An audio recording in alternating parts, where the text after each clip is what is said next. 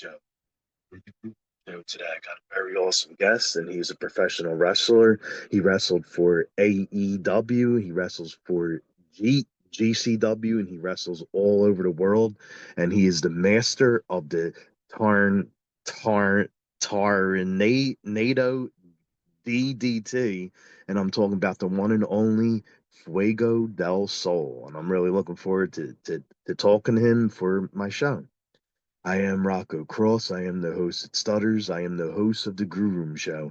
And my interview with Fuego be coming up very soon. This is my Grue Room, and as always, welcome to my nightmare. So stay tuned, everybody. All right, buddy. Welcome to Grue, and thank you so much for being a guest on the show. I appreciate it. Hey man, I'm very happy to be here. Looking forward to it. Thanks, man. Thank you. So I guess the first question I want to start out asking you, typical question right off the bat is who were some of the guys that you loved watching on television, like the guys who inspired you to want to wrestle?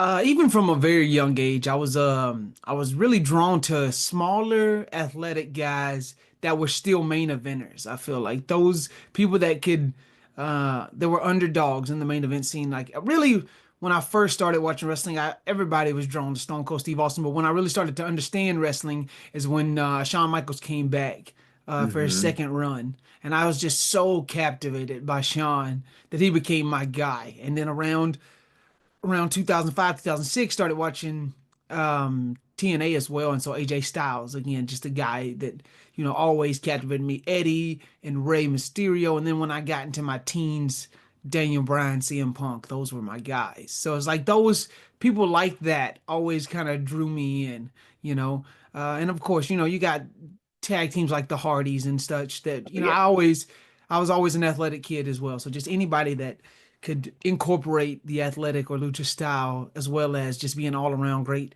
competitor, even in spite of their size. Yeah, definitely. I mean, you got to share the locker room with some of those guys too, with Punk and Brian and all them. That's awesome.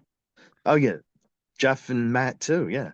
Yeah, yeah. I messaged CM Punk this morning. He's got a big match for Netflix tonight, and so I messaged him and let him know, hey man, looking forward to the match. And he responded, and we talked for a second. So still having a good relationship with him. As a guy I looked up to, and then shared a locker room with, and now can still message back and forth every once in a while. It's really cool. Wow. Yeah, because I think I was reading something where when when you hurt your foot, like Punk was actually reaching out to you, checking on you to see how you were feeling. Yeah, Punk definitely. I wouldn't say he tried to, you know, overly mentor anybody in AEW, Hmm. but for people that made time for him and reached out to him and asked for advice, he definitely took a liking to me early on. And after my first match with Hook, he even Yeah. came up to me and told me how well everything went and how I helped make somebody and how it doesn't go unnoticed in his eyes. And so we always kind of had a good relationship post that. And then once I broke my foot, he had just came back from a foot injury. And so it was cool to, Hmm. we kind of bonded and connected through that. And it was just good to have a pick me up when you were down. You know what I'm saying? So big shout out to Punk. He'll always be one of my guys. Oh yeah, for sure, for sure.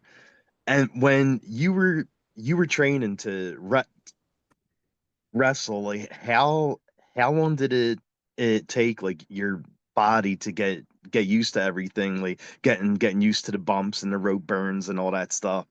Oh man, I definitely still have vivid memories of like the bruises I had on my back from just hitting the ropes. I think that was like the most shocking part is because Yeah. the wrestlers make it look so easy hitting the ropes. And one of the most difficult things to do. Like to see a new trainee or even just a casual person jump into a ring. I had one of my younger brothers jump in the other night. He has no wrestling training at all. Just to see him to hit the ropes was it looks so goofy and so weird, and it's so funny to imagine that. I think it probably took me a good month, but I was so in love with wrestling and I was so young and hungry that I kind of picked up to it very fast. The bumping and the rope running, it hurt, but I tell people it was like a good pain. It was like I Oh couldn't believe it. You know, I was more excited about even being inside a wrestling ring than I was about scared or hurting from the pain. I don't know. I know like I used to do it for like a little bit, and I went to the I went and trained under Larry Sharp at like a while back, and I remember hitting the ropes for the first time, and I came home with like bruises right under like my armpit and stuff, and yeah, that was like, oh man, it looks so easy on television. Those ropes are no joke, man. Those ropes are no joke. Yeah, definitely. And I see you also did like a you did like a little brief stint with T TNA, and you had like the match on Raw too, and how was both experiences like? I think as a young wrestler, right, I was probably 3, 4 years into the business when I got those small mini breaks with TNA. And like at the time, I understood what they were. Like TNA at the time had a business model of where they would go partner with independent companies all around Hmm. almost like their type of house shows, but they would Yeah. rebrand with some of their pay-per-view names and stuff. And so I got to do 3 different uh matches with them. I got to wrestle the North, Ethan Page and Josh Alexander, which was great because me and Ethan developed a really good relationship.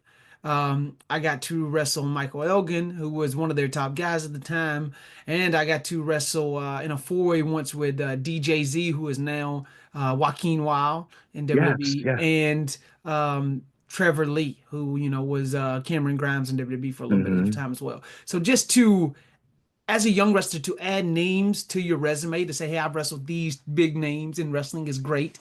And in a lot of ways, it's a fake it till you make it. The fact that you can say, hey, I wrestled in TNA or hey, I wrestled in WWE or hey, I've done an AEW dark match or things of that nature, it just helps grow your profile and makes you larger than maybe you really are and at certain times. But it was so fun to try to develop relationships with those guys. You want to be the best, you have to learn from the best. And Exactly. anytime you get to step in the ring with someone better than you, I try to take full advantage of that to try to test myself and push myself to become a better wrestler.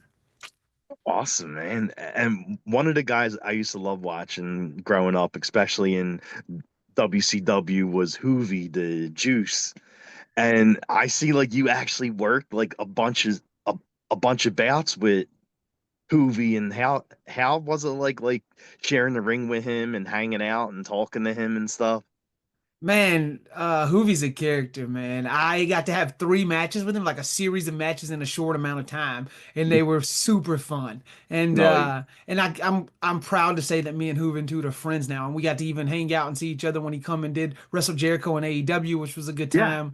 But it's always fun to run into the Juice, man. He's a good time. It's so funny because the first 2 matches, like I didn't know what for the first match, I didn't know what to expect. We wrestled in Wichita, Kansas, and like he come in and he had all these ideas, and it was just we went out there and it was just bang, bang, bang, and I felt like I earned Hoovy's respect that first nice, night, nice. and then we wrestled again in Oklahoma, and it was just again bang, bang, bang, killer match.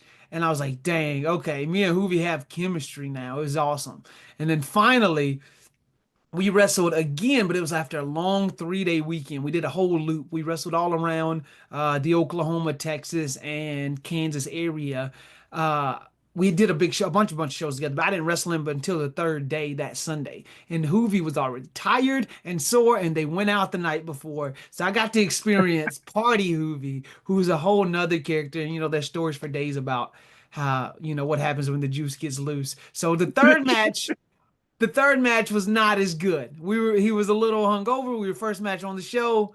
I think even Hoovy will say, I remember just so a couple things didn't go that great, and he was just like, Hoovy driver, brother, Hoovy driver. And I said, okay, let's go home, Juice. And so we went home. We hit the Hoovy driver, 1, 2, 3, and we called it a day. So I got 2 great matches out of Hoovy and one fun Hoovy story out of it. So I'll take the 3 Hoovy matches. Exactly. Nice. And one of the things like I loved watching was the vlogs. Like you had your own vlog, but then you were on the vlog for Sammy too. And they were some of the best skits like I ever saw. Like it was absolutely hysterical with like you and Sammy interacting, and Dustin Rhodes was your father, and the boy band, and how how did you keep a straight face and like doing those skits, especially when Fuego died too, and Yeah, man, the vlog is like a whirlwind of craziness, but also so fun. So much enjoyment I got from doing the vlogs, especially between that 2020 and 2022 time period. It's just insane. Like when we were stuck in Jacksonville, the way that we just would come up with different bits and skits and things that we would do. I can't believe how much content we stacked into those 2 years and how good and funny it was. I, without a doubt, think the vlog put me on the map. It helped me develop Mhm. relationships with QT Marshall and Cody Rhodes and Dustin Rhodes. It helped show off my friendship with the vlog crew and especially Sammy, and that led to me getting signed on television from, Sammy handing me my contract. So the vlog is like so special to me, and the vlog crew is so special. Now, speaking of which, I got a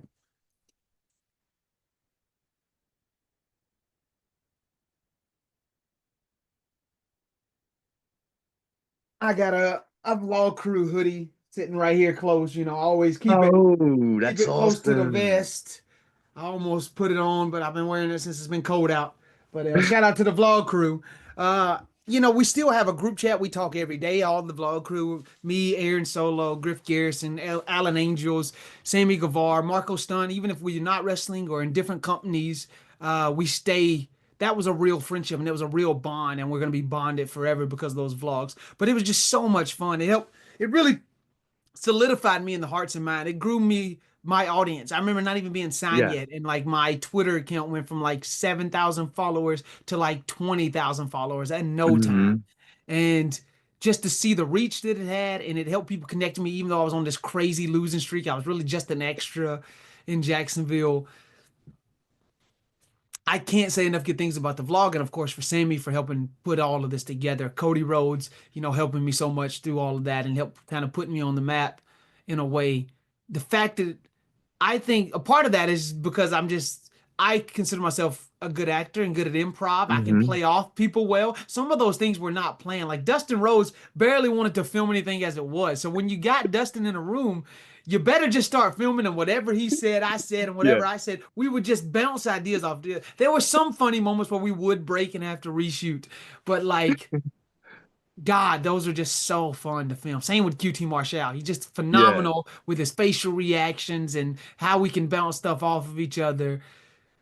I think, even my real dad, not Dustin Rose, he even Yeah. commented one day. He called me and he was like, I didn't understand how good of an actor you were until I watched the Hmm. vlog because you're pretty good. I was like, yeah, Dad, I've been doing this long enough. I got a little bit of chops. I can keep a straight face and play off people.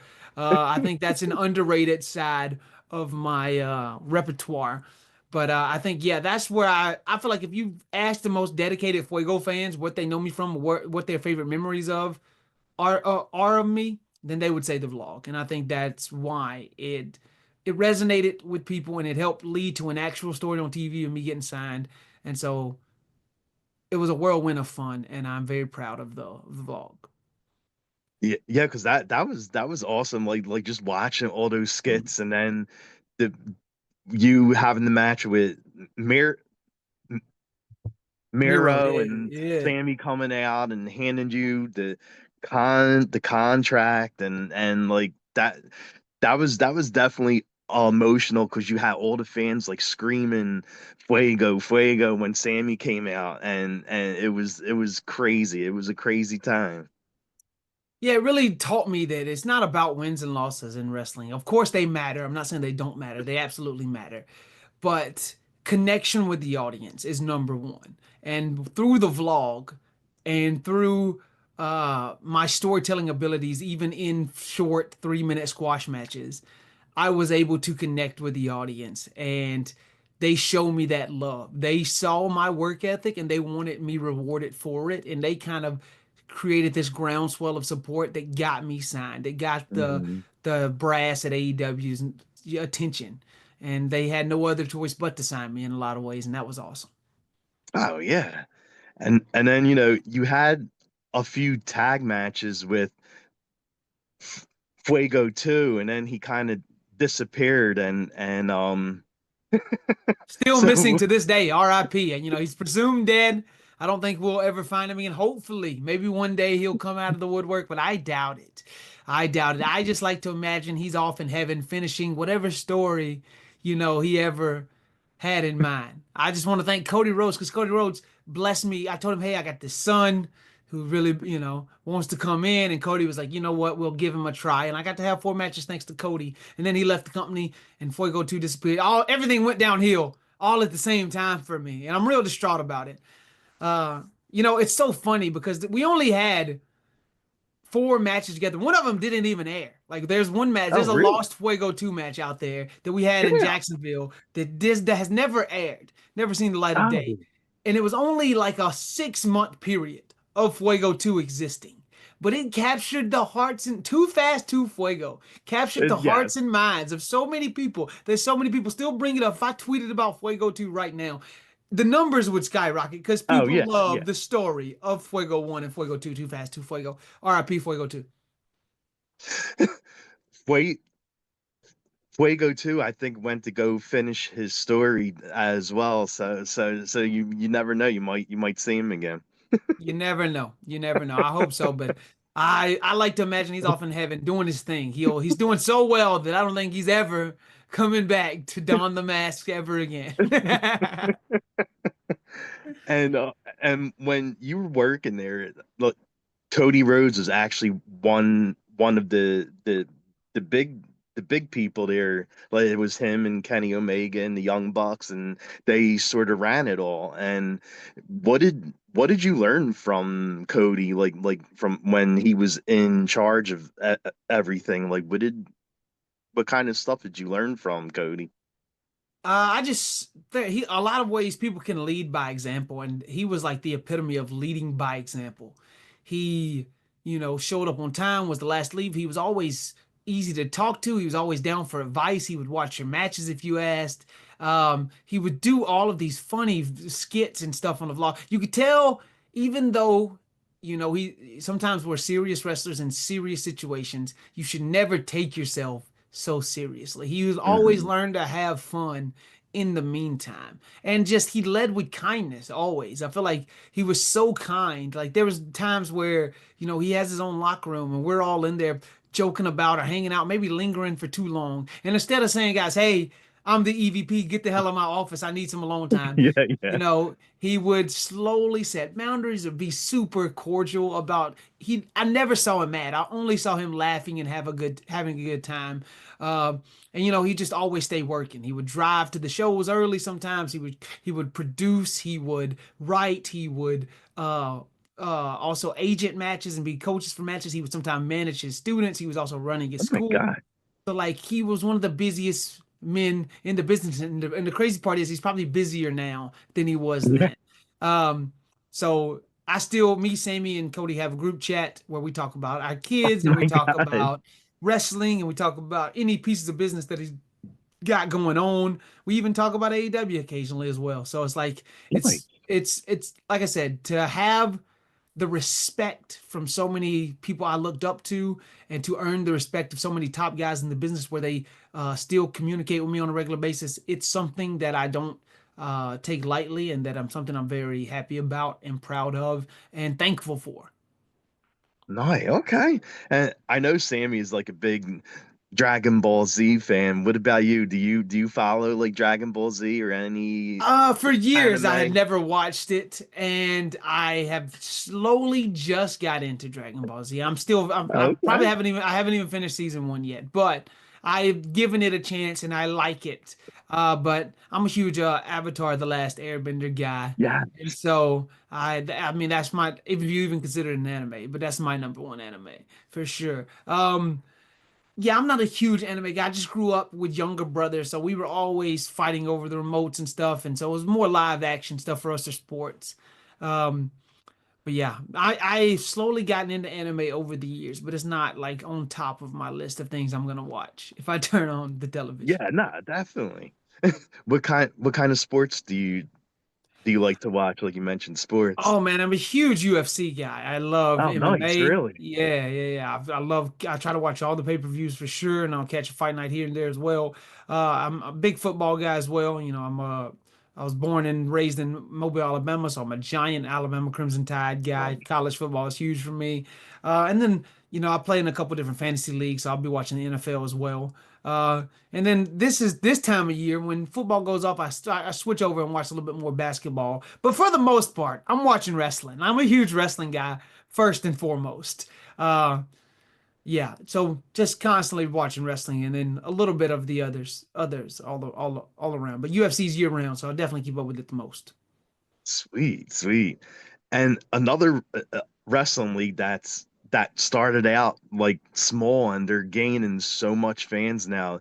G GCW, and you did a lot of stuff for them in 2024. And how do you feel like how this place is gaining like all these fans like week after week, month after month, and it's on the like everyone talks about it now. It's like almost on the level of like a WWE and AEW and TNA and I definitely agree with that. I call it the modern day ECW. I really yeah, think it is the definitely. modern day ECW. I think it's the biggest independent wrestling organization in the world. They travel everywhere. They got a UK tour coming Hmm. up. They were just in Japan in August.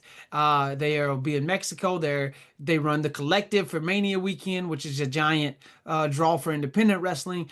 I'm super proud of my run that I had there in 2024. I got to have so many matches. I wrestled there in LA, in Phoenix, in Atlanta, in Tampa, in Denver, in Atlantic City.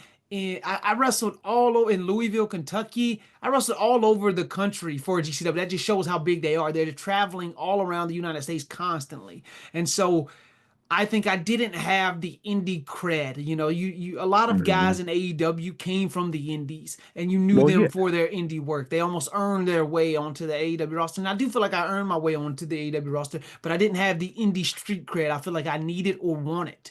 And so GCW have given me the opportunity to show that, hey, when I'm given time to go in the ring, I'll show out. I can have great matches with anybody and everybody. And I've been able to challenge myself against different competitors every single week in a different part of the country, or at least every single month, I should say, in a different part of the country with GCW. And I've been very happy about that. And I got even more dates coming up with them in Oh, 2025 nice. that I'm really looking forward to. I'll be at the Hammerstein Ballroom with them later Yeah. this month.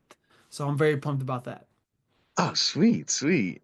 And for 2025, are you eyeing up any goal? Like what kind of belts You are know, you eyeing up? I've had two opportunities in 2024 at the GCW World Championship, and I came up unsuccessful. Me and Sam Stackhouse, Stackhouse of Fire, what we are called, we have been teaming a lot on the Indies and teamed up a little bit in GCW, not as much as I would like, but I would love to get some tag gold with Sam Stackhouse. But Hmm. uh, you know, and the JCW Championship, a subsidiary of GCW's Jersey Championship Wrestling. They have the big J Cup coming up in February that I'm fortunate I'm gonna be a part of. So maybe, Nice. in a lot of ways, it serves as their like intercontinental title, their mid card championship. And Masha Slamovich holds on to it right now, so I'd love to step in the ring with her. So any of the gold, besides the ultra violent, because I'm not a deathmatch guy, but any of the other gold, tag gold, world title gold, JCW gold, I that's one of my goals this year. I want to hold gold in GCW. So it doesn't matter what it is, whatever I get the opportunity at first. Misha Slamovich is tough. Man, I don't know if you want to go after her. She's pretty tough. Yeah. Masha's great. Masha's great. I just watched her wrestle a couple weeks ago, and I just watching her up close and personal. I was like, God damn, I need to step in the ring with her. She looks like she hits harder than some men, which is great. Shout out to Masha. Yeah. And are there any guys like you would love to work in 2025 that you haven't had a chance to step in the ring with yet? Of course, there's some guys that, are signed to big top companies that maybe I wouldn't be able to. I think the most realistic one that I have been dying to wrestle is Speedball Mike Bailey. I think he's Oh yeah. fantastic. Now, there's rumors that he's signed to a big organization, but if he does take a select few indie dates, one of those dates needs to be against Fuego del Sol. Um, Definitely. He's probably number one on my list, right? Again, I have a pretty good relationship with Bryan Danielson, and if he's coming back in 2025 for select limited dates, I need to be one of the people that he wrestles. I will not let him fully retire until he steps in the ring with me. I just won't allow it. We talk about our children all the time and laugh about it. He always asks me how many pull-ups I can do because he's a big pull-up mark and he loves to see how many pull-ups guys can do. We've joked about that in the past. I need to wrestle Bryan Danielson. Um, I wrestled Ricochet in a Fatal 4-Way match back in 2015, like when I was a year Hmm. into the business. And while that was fun, I think we both grown as competitors so many years, and Oh I've looked yeah, up to him for a long time. So I'd love to step back in the ring with Ricochet if things progressed and I found myself able to wrestle him. He's definitely up there. Um, yeah, those are like some of the ones that stick out immediately to me. But of course, there's guys I could say Will Ospreay, I could say the Young Bucks, Kenny Omega, of course. Pac. There's so many guys that I would love to step in the ring with that I haven't wrestled yet. Uh, but that Speedball Mike Bailey is number one priority for me. I think you and Nick Wayne would actually kill it. Dude, Like I if you would two. love to wrestle Nick Wayne. I've never wrestled Nick, and me and him are very Hmm. good friends, and I'm a very big fan of his work. I would love to wrestle Nick Wayne. You just have to watch out for his mom. Oh my goodness, dude, talk about feisty. She's scarier than Nick. I know exactly. And I always ask my guests this when I have them on. I'm a big horror film fan. Are there any Mm. horror movies that you like to watch? See, I was never a giant horror movie fan growing up, partially because I grew up very religious, so my mom did not Oh, like okay. horror movies, didn't like scary movies. Now, as I gotten older and was able to watch, I do enjoy thriller movies. I do Hmm. enjoy something more of a thriller than I would say horror. But I have went back and watched a few of the slashers. I do enjoy Friday the 13th. Yes. I do enjoy Jeepers Creepers. We're not going to talk about Jeepers Creepers 2, but we'll definitely talk about Jeepers Creepers, right? That's a good one. Uh, um, yeah, but like again, like those were those ones that make your hair stand up on the back here. I've watched a little. Mm. I like a good psychological thriller, like a Don't Breathe or Get Out or a Yes. Yes. or even a Paranormal Activity. I remember watching Paranormal Activity and thinking, okay, this is different. This is unique. But no, I'm not a huge horror movie guy, and my significant other, she doesn't love horror movies either, so we don't watch a ton of them. But I'm not opposed to a good slasher film every once in a while. Okay, there you go. And what would be like your go-to karaoke song if you were gonna do one? Oh my God. See, I am a maniac. I once if we get into a karaoke, I'm gonna just hog the microphone. I'm gonna sing a bunch of songs. I love all genres of music. And I don't take myself too seriously. So Yeah. I'll sing It's Raining Men by the Weather Girls. I don't give a damn. Like I'll sing it all. I can Don't Stop Believing. We could go Journey. I could go Fabulous. I could go I could go rap. I could go anything. I'm trying to think what is like my problem right now. What is my number if I was going to a karaoke, which one would I will go? Bryan Danielson has a great theory on this. Have you heard Bryan Danielson's theory on karaoke? No, Like, no, I never did. he's like, you want a song that everybody can sing with you. He says, but it True. can't be too long, right? Like Sweet Caroline is awesome, but then it's 6 minutes But it's long, really long. and you Yes. don't want Yes. to be up there for 6 minutes, right? So you have to take length into consideration. The length of a good song. It's good to sing along to it, but if you're up there for too long, it just lingers. Eventually, people stop singing along. You can only YMCA for like 3 or 4 times before you're tired of doing the YMCA part. You know what I'm saying? So again, I need to definitely rethink this. It's been a while. We did a vlog crew karaoke session not too long ago, and we all had a great time. But no, I don't know. I don't know what the go number one. Maybe Don't Stop Believing Journey. That's probably an All easy one right. to go to. I mean, that's a great song. Like every time someone sings that at karaoke, everyone starts singing along and people get up on the floor and dance and it's just like a big crowd pleaser that song. Yes. Or All the Single Ladies by Beyonce. I'll do the dance and everything. I'll get into it. Oh, oh, oh, oh, oh. Yeah, yeah. You know how it is. We go, you know. Well, well, hey, I mean, if anyone watched the vlogs, they all saw how you dance on the I vlogs, got moves. and the last thing I'll ask you is where can fans follow you at? Of course, social media, Fuego del Sol on X, but I'm never gonna call it that. It's on Twitter. And then on Instagram, Fuego del Sol underscore. I think that's on TikTok as well. And then I got a Twitch channel, twitch.tv/Fuego del Sol. Check me out over there. Yeah, pretty much. That's all. You can also follow my page on Facebook as well, Fuego del Sol. Yeah, I think that's it. Pretty much follow me there. Yeah. Awesome, buddy. Well, thank you so much for coming on and doing this. It was really nice meeting you. Thank you. No problem. Thank you. I appreciate you for having me. I had a All good time. right, all right, man. You too. Take care. Bye.